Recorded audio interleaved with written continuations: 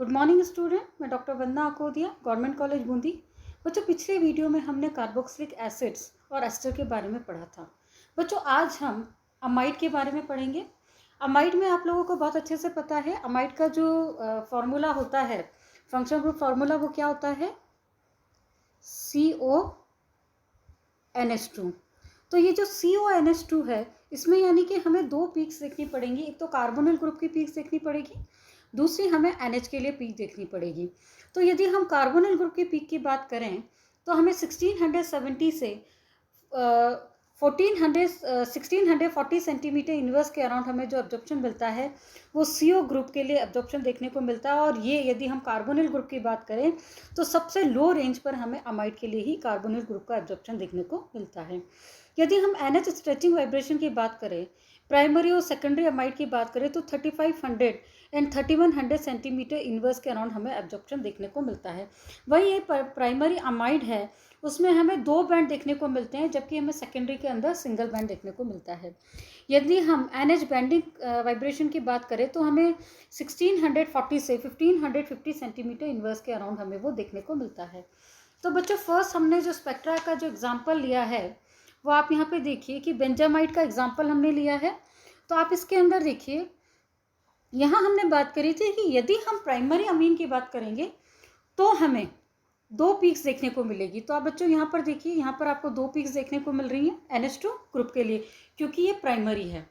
अब सेकंड आप यहाँ पर देखिए 28 से के अराउंड या 29 के अराउंड हमें CH स्ट्रेचिंग वाइब्रेशन देखने को मिल रहा है। इसी तरह से बच्चों CO के लिए हमें एब्जॉर्प्शन देखने को मिल रहा है। इसी के साथ में बच्चों आप देखिए NH के लिए हमें भी जो बेंडिंग वाइब्रेशन है उसका भी एब्जॉर्प्शन हमें यहाँ पर देखने को मिल रहा है। इसी तरह से आप देखिए CN सिंगल बॉन्ड के लिए हमें 1400 सेंटीमीटर इनवर्स के अराउंड भी एब्जॉर्प्शन देखने को मिलता है। अब यदि हम साइक्लिक अमाइड्स की बात करें तो बच्चों, साइक्लिक अमाइड के अंदर क्या होता है कि जो यदि हम पहले तो आप नीचे जो स्ट्रक्चर दिया है उसके अंदर एब्जॉर्प्शन देखेंगे तो हमें 1660 सेंटीमीटर इनवर्स के अराउंड एब्जॉर्प्शन मिल रहा है 6 मेंबर के लिए। वहीं 5 मेंबर के लिए हमें हायर, यानी कि यदि रिंग स्ट्रेन बढ़ता है, रिंग का साइज कम होता है, तो हमारी जो एब्जॉर्प्शन है वो हायर फ्रिक्वेंसी की तरफ शिफ्ट हो जाता है। यानी कि जो अगला एब्जॉर्प्शन 5 मेंबर के लिए हमें देखने को मिल रहा है वो 1705 सेंटीमीटर इनवर्स के अराउंड देखने को मिलता है। वहीं यदि हम 4 मेंबर रिंग की बात करें तो वो हमें 1745 सेंटीमीटर इनवर्स को देखने को मिलता है। अब बच्चों, बात आती है कि प्राइमरी और सेकेंडरी अमाइड जो है उनमें CO ग्रुप का जो एब्जॉर्प्शन है वो हमें 1600 से 1640 सेंटीमीटर इनवर्स तक देखने को मिलता है। अब बच्चों, यदि डाइल्यूट सॉल्यूशन है, बहुत ज़्यादा हमने डाइल्यूटेड सॉल्यूशन लिया है, तो हमें जो ये पीक है वो लेफ्ट हैंड साइड पर शिफ्ट हो जाती है और जो एब्जॉर्प्शन है हमें 1690 सेंटीमीटर इनवर्स के अराउंड देखने को मिलता है। और इसी तरह का एब्जॉर्प्शन हमें कार्बोक्सिलिक ग्रुप के अंदर भी देखने को मिलता है। और वो क्यों देखने को मिलता है? क्योंकि जो हाइड्रोजन बॉन्ड है वो रिड्यूस कर देता है फ्रीक्वेंसी को सॉलिड स्टेट के अंदर या कंसंट्रेटेड स्टेट के अंदर।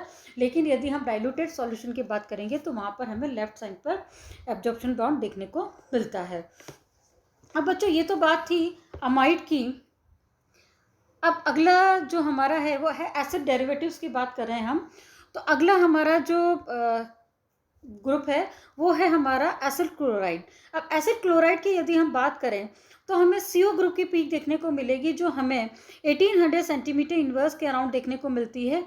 और यदि इसमें हमें कॉन्जुगेशन देखने को मिलता है तो जो एब्जॉर्प्शन है वो राइट हैंड साइड पर शिफ्ट हो जाता है। बच्चों, यहाँ पर फर्स्ट एग्जांपल आपका एसिटाइल क्लोराइड का एग्जांपल आपको यहाँ पर देखने को मिलेगा। अब बच्चों, आप यहाँ पर देखेंगे कि एनहाइड्राइड और एसिटिल क्लोराइड में डिफरेंस कहाँ मिलेगा। जब मैंने स्टार्टिंग में आपको पढ़ाया था तब मैंने कहा था कि यदि हम एनहाइड्राइड की बात करें, क्योंकि उसमें भी सिर्फ CO ग्रुप की पीक हमको नजर आएगी, तो यदि हम सिर्फ एनहाइड्राइड की बात करते हैं तो उस कंडीशन में हमें दो बैंड दिखाई देंगे, 2 बैंड्स नजर आएंगे। मगर यदि हम एसिड क्लोराइड की बात करेंगे तो वहाँ कार्बोनिल ग्रुप के लिए हमें सिंगल बैंड नजर आता है जो 1800 सेंटीमीटर इनवर्स के अराउंड हमें देखने को मिलता है। तो आप यहाँ पर देखिए कि जो एसिटिल क्लोराइड है उसका हमने फर्स्ट है CH स्ट्रेचिंग वाइब्रेशन आपको देखने को मिल रहा है। इसी तरह से CO ग्रुप के लिए कार्बोनिल ग्रुप का एब्जॉर्प्शन आपको यहाँ पर देखने को मिल रहा है। तो बच्चों, जो इंपॉर्टेंट पीक है बहुत ही क्लियर स्पेक्ट्रा है और बहुत ही अच्छे से इजीली आइडेंटिफाई है, इसमें किसी तरह की ओवरलैपिंग नहीं है कि हमें कोई कन्फ्यूज़न हो। अगला यदि हम स्पेक्ट्रा देखें तो अब यहाँ पर बच्चों एक एरोमेटिक सिस्टम है, वो हमारे लिए एलिफेटिक था। अब एरोमेटिक सिस्टम की यदि हम बात करें तो एरोमेटिक के लिए आप CH स्ट्रेचिंग वाइब्रेशन को आप देखेंगे तो यह 3100 सेंटीमीटर इनवर्स के अराउंड एरोमेटिक सिस्टम के लिए आपको एब्जॉर्प्शन देखने को मिलता है। वहीं CO ग्रुप के लिए एब्जॉर्प्शन आपको 1800 के अराउंड देखने को मिल रहा है। वहीं aromatic system C double bond C के लिए जो आपको स्ट्रेचिंग वाइब्रेशन मिलना चाहिए उसके साथ में वो भी आपको यहाँ पर देखने को मिल रहा है। अब नेक्स्ट हम देखते हैं एनहाइड्राइड।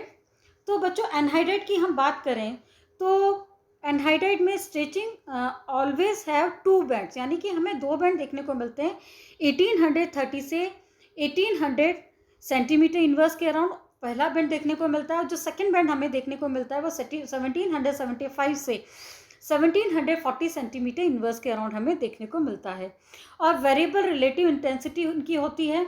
और जो unsaturated move to absorption to the right, यानी कि यदि हमारे पास यहाँ पर अनसेचुरेशन यदि प्रेजेंट है तो हमारी जो पीक है वो राइट हैंड साइड पे शिफ्ट हो जाती है। और यदि हम रिंग स्ट्रेन की बात करें तो वो भी मूव कर देता है हमारे एब्जॉर्प्शन को लेफ्ट हैंड साइड पे। ठीक है, यदि रिंग स्ट्रेन है तो हमारा लेफ्ट हैंड साइड पे शिफ्ट होगी, हमारा जो बैंड शिफ्ट हो जाएगा। लेकिन यदि हम अनसेचुरेशन की बात करें तो वो राइट हैंड साइड पे पीक को शिफ्ट कर देता है। बच्चों नीचे स्पेक्ट्रा दिया गया है, आप इसे देखिए। सिंपल सा हमारे लिए एसिटिक एनहाइड्राइड का स्पेक्ट्रा हमने लिया है। तो आप यहाँ पर देखिए CO ग्रुप के लिए हमें 2 पीक्स यहाँ पे दिखाई दे रही हैं। साथ ही हमें CH3 ग्रुप की पीक नजर आ रही है। CO सिंगल बॉन्ड के लिए भी हमें यहाँ पर एब्जॉर्प्शन देखने को मिल रहा है। तो बच्चों जो अभी हमने एसिड डेरिवेटिव का स्पेक्ट्रा देखा था तो हमें बहुत सिंपल CO ग्रुप की पीक नज़र आ रही थी। लेकिन यदि हम कार्बोनिल ग्रुप की बात करेंगे, एनहाइड्राइड की बात करेंगे कार्बोनिल ग्रुप की पीक के लिए, तो हम देखेंगे कि यहाँ पर हमें 2 बैंड नज़र आते हैं। एक हमें 1830 सेंटीमीटर से 1800 सेंटीमीटर इनवर्स के अराउंड नज़र आता है। दूसरा हमें 1775 से 1740 सेंटीमीटर इनवर्स के अराउंड देखने को मिलता है। अब बच्चों अगला जो है वो है अमीन। ये भी बच्चों बहुत ज़्यादा इंपॉर्टेंट है। अमीन इसलिए भी इंपॉर्टेंट है क्योंकि अभी जब हमने अमाइड की बात करी तो प्राइमरी, सेकेंडरी और टर्शरी। अब हमें यहाँ पे डिफरेंस देखने को मिलेगा कि यदि प्राइमरी अमीन है तो हमें किस तरह की पीक मिलेगी, सेकेंडरी है तो कैसी मिलेगी, और टर्शरी है तो हमें पीक नज़र ही नहीं आएगी NH2 ग्रुप की। क्यों? क्योंकि वहाँ पे NH यानी कि नाइट्रोजन पे कोई भी हाइड्रोजन जुड़ा हुआ नहीं है टर्शरी अमीन में, तो वहाँ पर हमें ये पीक नज़र नहीं आती है। तो फर्स्टली हम यदि बात करें NH स्ट्रेचिंग वाइब्रेशन की तो वो हमें 3500 से 3300 सेंटीमीटर इनवर्स के अराउंड हमें देखने को मिलती है। लेकिन यदि हम प्राइमरी अमीन की बात करें तो यहाँ पर हमें 2 बैंड्स देखने को मिलते हैं। वहीं सेकेंडरी अमीन के अंदर हमें ये 1 बैंड देखने को मिलता है। लेकिन यदि हम टर्शरी अमीन की बात करें तो हमें यहाँ पर किसी भी तरह का ऑब्जर्प्शन देखने को नहीं मिलता है। और हमें यहाँ पर NH स्ट्रेचिंग वाइब्रेशन क्यों नहीं मिलता है? क्योंकि नाइट्रोजन के साथ में कोई हाइड्रोजन यहाँ पर जुड़ा हुआ नहीं होता है। सेकेंड आता है, यदि हम NH बैंडिंग वाइब्रेशन की बात करें तो primary amine result in a broad band appearing in the range of 1640 to 1560 centimetre inverse. यानी कि यदि हम प्राइमरी की बात करें तो 1640 से हमें 1560 सेंटीमीटर इनवर्स के अराउंड बैंडिंग वाइब्रेशन मिलता है। यदि हम सेकेंडरी अमीन की बात करें तो वहाँ हमें 1500 सेंटीमीटर इनवर्स के अराउंड एब्जॉर्प्शन देखने को मिलता है। यदि हम NH out of plane bending vibration की बात करें तो वो हमें 800 सेंटीमीटर इनवर्स के अप्रॉक्स मिलता है। इसी तरह यह CN सिंगल बॉन्ड की स्ट्रेचिंग वाइब्रेशन की बात करें तो हमें 1350 से 1000 सेंटीमीटर इनवर्स के अराउंड हमें देखने को मिलता है। तो बच्चों ये है हमारा प्राइमरी अमीन का स्पेक्ट्रा। तो प्राइमरी अमीन के स्पेक्ट्रा में आप देखेंगे कि हमें 3500 से 3300 सेंटीमीटर इनवर्स के अराउंड हमें NH2 के लिए पीक नज़र आ रही है। तो बच्चों यहाँ पर देखिए कि जो पीक है वो बाइफर्केट है, यानी कि 2 पीक्स हमें नज़र आ रही है। इसका मतलब ये है कि जो हमारा कंपाउंड है बस उसमें सेकेंडरी अमीन है। दूसरा हमें एलिफेटिक के लिए पीक नज़र आ रही है। और NH के लिए, सीजर के लिए हमें यहाँ पर मिल रहा है NH आउट ऑफ प्लेन के लिए। यहाँ देखिए CN के लिए भी हमने बताया था 1200 से 1000 सेंटीमीटर इनवर्स के अराउंड पीक नज़र आ रही है। वहीं आप 1400 के अराउंड आप देखिए CH2 और CH3 के लिए भी आपको यहाँ पर एब्जॉर्प्शन बैंड देखने को मिलता है। अब बच्चों बात आती है सेकेंडरी अमीन की। तो सेकेंडरी अमीन में आपको यहाँ पर डिफरेंस देखने को मिलेगा कि आप यहाँ पे स्पेक्ट्रम में बहुत ही क्लियरली नज़र आ रहा है कि आपको सिंगल NH के लिए एक पीक नज़र आ रही है, वो इतनी इंटेंस पीक भी आपको दिखाई नहीं दे रही है। इसी तरह से एलिफेटिक CH स्ट्रेचिंग के लिए हमें एब्जॉर्प्शन देखने को मिल रहा है, CH2 के लिए मिल रहा है आपको 1480 के अराउंड, वही 1380 के अराउंड हमें CH3 के लिए देखने को मिल रहा है। CN के लिए बहुत शार्प अच्छी सी पीक आपको नज़र आ रही है, वो आपको नज़र आ रही है 1100 के अराउंड नज़र आ रही है। इसी तरह से NH के लिए भी हमें 800 सेंटीमीटर इनवर्स के अराउंड भी हमें एब्जॉर्प्शन देखने को मिलता है। इसी तरह से बच्चों हम यदि बात करें टर्शियरी अमीन की, तो आप यहाँ पर देखिए कि टर्शियरी अमीन के केस में हमें 3500 से 3300 सेंटीमीटर इनवर्स के अराउंड हमें किसी भी तरह की पीक नज़र नहीं आती, यानी कि यहाँ पर हमारा जो टर्शियरी अमीन है वो प्रेजेंट हो सकता है। उसके लिए यदि हम दूसरी पीक जो इम्पॉर्टेंट है वो है हमारी CN पीक जो है, जिसे हम देखेंगे, क्योंकि सिंगल बॉन्ड N के लिए जो हमें एब्जॉर्प्शन देखने को मिल रहा है वो 1000 से 1200 के बीच देखने को मिलता है। इसी तरह से CH3 का एब्जॉर्प्शन CH2 के लिए, और यह हमारा एलिफेटिक ग्रुप जो हमारा है CH स्ट्रेचिंग, उसके लिए हमें एब्जॉर्प्शन और बहुत ही इंटेंस पीक हमें यहाँ पर देखने को मिलती है। तो बच्चों ये प्राइमरी, सेकेंडरी और टर्शियरी अमीन की बात करी थी। अब हम बात करते हैं कि हमारा सेकेंडरी अमीन में यदि कोई एरोमेटिक सिस्टम जुड़ा हुआ है, यदि एरोमेटिक बेंजीन रिंग उसमें जुड़ी हुई है, तो किस तरह का एब्जॉर्प्शन बैंड होगा। तो बच्चों यहाँ आप देखिए सेकेंडरी अमीन की बहुत शार्प पीक हमें नज़र आ रही है NH के लिए। इसी तरह से एरोमेटिक सिस्टम की पीक नज़र आ रही है, यहाँ पे हमें एलिफेटिक के लिए देखने को मिल रहा है। इसी तरह से आप CN के लिए यहाँ पर पीक देखिए। अब यहाँ पर देखिए आपको C11 एरोमेटिक सिस्टम के लिए यहाँ पर आपको एब्जॉर्प्शन बैंड देखने को मिलता है। इसी तरह से बच्चों यदि हम अब थोड़ा सा बच्चों यहाँ पर हम कुछ अलग मैं आपको डिफ्रेंशिएट करना चाहती हूँ कि किस तरह से अल्कोहल जो है, अल्कोहल और अमीन में हमें डिफरेंस देखने को मिलता है। अब बच्चों अल्कोहल और अमीन में हमें डिफरेंस देखने की क्यों ज़रूरत पड़ रही है? हमें ज़रूरत इसलिए पड़ रही है बच्चों, क्योंकि ये आपको जानना बहुत ज़रूरी हो जाता है कि जब हम किसी भी अननोन कंपाउंड का स्पेक्ट्रा स्टडी करते हैं, तो चूंकि 3500 से 3200 सेंटीमीटर के अप्रॉक्स हमारा अल्कोहल भी एब्जॉर्प्शन शो करता है और हमारा अमीन भी एब्जॉर्प्शन शो कर रहा है, प्राइमरी अमीन भी। तो हमें ये पता होना चाहिए कि हमारे कंपाउंड जो है, जो एब्जॉर्प्शन बैंड हमें इस रेंज में नज़र आ रहा है, उसको हम कैसे आइडेंटिफाई करेंगे कि ये प्राइमरी अमीन के लिए है या अल्कोहल के लिए दिया गया है। बच्चों यदि हम OH ग्रुप की बात करें तो आप सोचेंगे कि भाई एसिड ग्रुप है COH, वहाँ पर भी तो OH ग्रुप की हमें पीक नज़र आती है। लेकिन बच्चों जब मैंने आपको स्टार्टिंग में समझाया था तो मैंने आपको बहुत अच्छे से ये बताया है कि जब भी हम किसी भी स्पेक्ट्रा को स्टडी करते हैं तो सबसे पहले हम उसमें कार्बोनिल ग्रुप की पीक देखते हैं कि कार्बोनिल ग्रुप इसमें प्रेजेंट है या नहीं। यदि कार्बोनिल ग्रुप प्रेजेंट होता है उसके बाद हम OH ग्रुप की पीक को देखते हैं। तो यानी कि यदि कार्बोनिल ग्रुप की पीक एब्सेंट है मगर OH ग्रुप की पीक नज़र आ रही है, तो इसका मतलब ये है कि हमारा जो अननोन कंपाउंड है उसमें अल्कोहलिक फंक्शनल ग्रुप प्रेजेंट होगा। तो अब बच्चों यहाँ पर आप देखिए, आप इसको बहुत अच्छे से गौर से देखिएगा कि यहाँ आप जब स्पेक्ट्रा देखेंगे तो अल्कोहल के अंदर आप देखिए आपको ब्रॉड पीक नज़र आ रही है OH के लिए, हमारे लिए यही इंपॉर्टेंट है। साथ ही चूंकि ये साइक्लिक अल्कोहल है आपका और किसी भी तरह का डबल बॉन्ड या अनसेचुरेशन प्रेजेंट नहीं है, तो हमें CH स्ट्रेचिंग वाइब्रेशन भी यहाँ पर देखने को मिल रहा है। इसी तरह से मिथिलीन और मिथाइल के लिए जो हमें CH2 के लिए एब्जॉर्प्शन देखने को मिल रहा है वो भी यहाँ पर पीक नज़र आ रही है। और CO सिंगल बॉन्ड के लिए 1100 से 1200 सेंटीमीटर इनवर्स के अराउंड हमें जो एब्जॉर्प्शन देखने को मिलता है वो भी यहाँ पर हमें देखने को मिल रहा है। अब बच्चों OH ग्रुप की पीक को देखना, अब यहाँ पर अमीन की पीक देखिए, दोनों में डिफरेंस समझने की कोशिश करिए कि यदि हम प्राइमरी और सेकेंडरी अमीन की बात करें तो यदि हम प्राइमरी अमीन देखेंगे तो हमें यहाँ पर 3500 से 3200 सेंटीमीटर इनवर्स के अराउंड जो एब्जॉर्प्शन देखने को मिल रहा है। तो आप यहाँ पर देखिए कि दोनों जो पीक है वो बाइफर्केट है, यानी कि आपको OH ग्रुप और NH2 ग्रुप की पीक में ये डिफरेंस देखने को मिलेगा। अब सिंपल सा है, सिंपल कंपाउंड है बच्चों, सारी पीक सिमिलर है। यदि आपको आप देखिए यहाँ पर सिर्फ फंक्शनल ग्रुप डिफरेंस है, वहाँ पर सिर्फ OH ग्रुप जुड़ा हुआ था, यहाँ पर अमीन ग्रुप जुड़ा हुआ है, बाकी पूरा सिस्टम सिमिलर है। 1435 सेंटीमीटर इनवर्स के CH2 ग्रुप के लिए पीक देख लीजिए, 1620 के अराउंड NH के लिए आपको अब यहाँ पर अलग से पीक नज़र आएगी। इसी तरह से आपके एलिफेटिक सिस्टम के लिए आपका CH स्ट्रेचिंग के लिए आपको यहाँ पर 28 से 100 सेंटीमीटर इनवर्स के अराउंड एब्जॉर्प्शन देखने को मिलता है। अब बच्चों यदि हम प्राइमरी, सेकेंडरी, टर्शियरी अमीन की बात करें तो हम कैसे आइडेंटिफाई करेंगे या कैसे हम स्पेक्ट्रा को देखेंगे, तो आपको यहाँ पर ये चीज़ क्लियरली समझ में आएगी। आपको पूरा सर्कल में अच्छे से स्ट्रक्चर में आइडेंटिफाई किया हुआ है कि यदि हमारे पास प्राइमरी अमीन हमारे कंपाउंड में प्रेजेंट है तो उस कंडीशन में हमें जो पीक नज़र आएगी उसमें 2 उसमें बाइफर्केट हो जाएगी। लेकिन यदि हम सेकेंडरी अमीन की बात करेंगे तो हमें सिंगल पीक नज़र आती है, सिंगल इंटेंसिटी की। लेकिन यदि हम टर्शरी अमीन की बात करेंगे तो वहाँ पर हमारा ये एब्जॉर्प्शन है पूरी तरह से वहाँ पर हमें मिसिंग होता है, वो हमें देखने को नहीं मिलता है। तो बच्चों, यदि हमसे प्राइमरी, सेकेंडरी और टर्शरी अमीन की बात की जाए और उनके स्पेक्ट्रा देखने के लिए कहा जाए तो हम उसको इन स्पेक्ट्रा को देखकर आसानी से समझ सकते हैं कि यदि प्राइमरी अमीन है तो कैसा स्ट्रक्चर होगा, किस तरह का स्पेक्ट्रा मिलेगा, सेकेंडरी में कैसा मिलेगा और टर्शरी के अंदर हमें किस तरह का स्पेक्ट्रा देखने को मिलता है।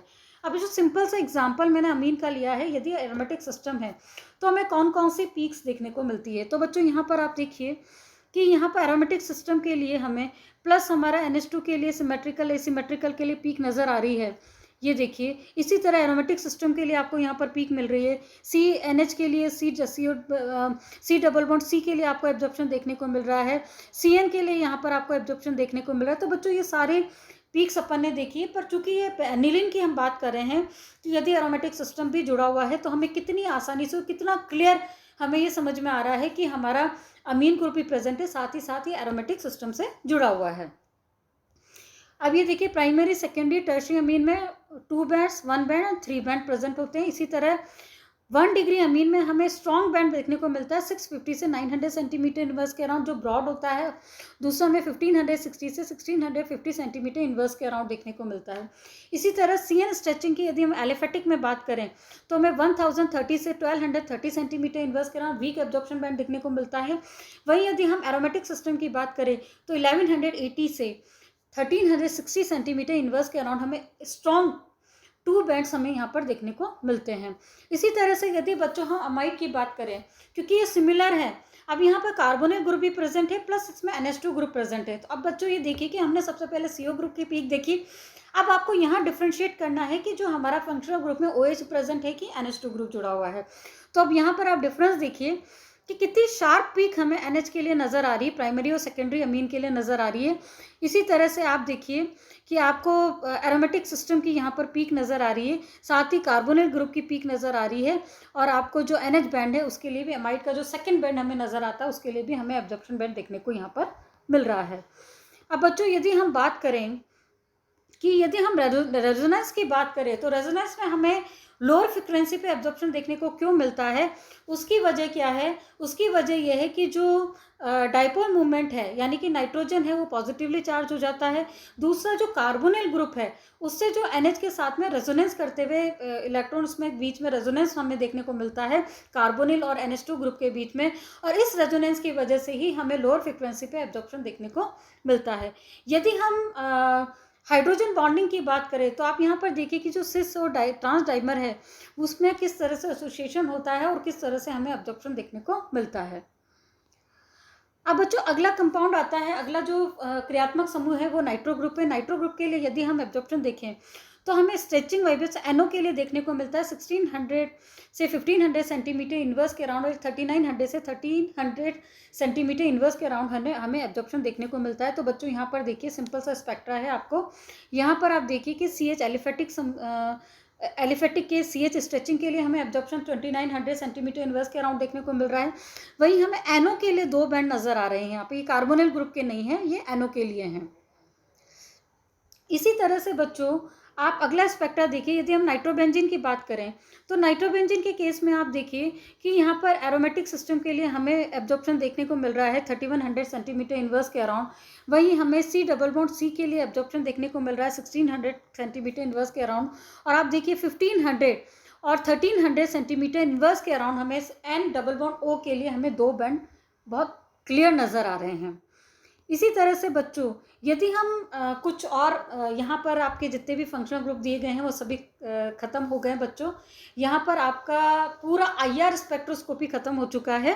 अब थोड़ा सा जो कुछ इंपॉर्टेंट पीक्स हैं जो हमें पता होनी चाहिए, मैं उन्हें डिस्कस करती हूँ। कि यदि हम कार्बोक्सिलेट आयन की बात करें तो कार्बोक्सिलेट आयन के लिए हमें एसिमेट्रिक के लिए हमें स्ट्रॉन्ग एब्जॉर्प्शन मिलता है 1600 सेंटीमीटर इनवर्स के अराउंड, जबकि सिमेट्रिक के लिए हमें 1400 सेंटीमीटर इनवर्स के अराउंड देखने को मिलता है। यदि हम अमीन सॉल्ट्स की बात करें तो वो हमें 3300 से 2600 सेंटीमीटर इनवर्स के अराउंड एब्जॉर्प्शन शो करते हैं। तो बच्चों ये तो बात करी हमने कि किस तरह से एसिड डेरिवेटिव या जो हमारे अमोनियम सॉल्ट हैं वो किस तरह के एब्जॉर्प्शन हमें शो करते हैं। तो बच्चों यहाँ पर आपका फर्स्ट चैप्टर यानी IR स्पेक्ट्रोस्कोपी कंप्लीट होता है। मैं उम्मीद करती हूँ कि आपको सभी चीज़ें समझ में आई होंगी।